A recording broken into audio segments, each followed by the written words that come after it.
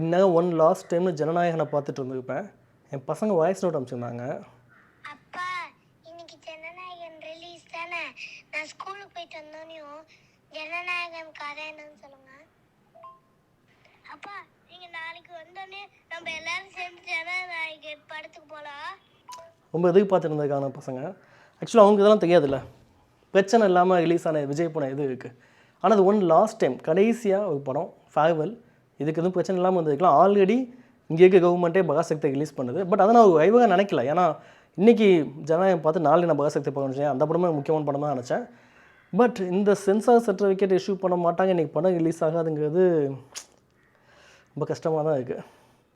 ஏன்னா என்னோடய பசங்க வந்து அவங்க வயசு பார்த்திங்கன்னா செகண்ட் ஸ்டாண்டர்ட் படிக்கும், ஒருத்தர் ஃபஸ்ட் ஸ்டாண்டர்ட் படிக்கும். அவன் விஜய் ஃபேன், நான் 4th 5th படிக்கிறப்போ தான் விஜய் ஃபேன். அப்போ தான் வந்து பிரியமுடன், பூவே உனக்காக, நினைத்தேன் வந்தாய், காதலுக்கு மரியாதை, ஒன்ஸ் மோர், லவ் டுடே, இது எல்லா படமும் அந்த டைம் தான் வந்தது. எனக்கு இன்னும் நல்லா ஞாபகம் இருக்குது. ஒரு தடவை ஒரு ஃபங்க்ஷன் அப்போலாம் பார்த்தீங்கன்னா என் ஃபேமிலியில் எல்லாம் வந்துருந்தாங்க. 4 டெக்கு 4 படமே விஜய் படம் தான் பார்த்தோம் கண்டினியூஸாக 2 days லீவில்.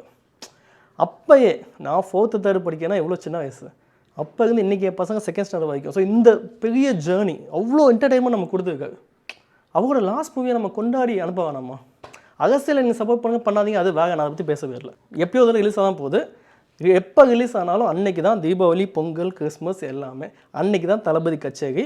அந்த லாஸ்ட் மூவியை நல்லா செலிப்ரேட் பண்ணி ஹாப்பியாக ஒரு ஃபேர்வெல் கொடுக்கலாம்.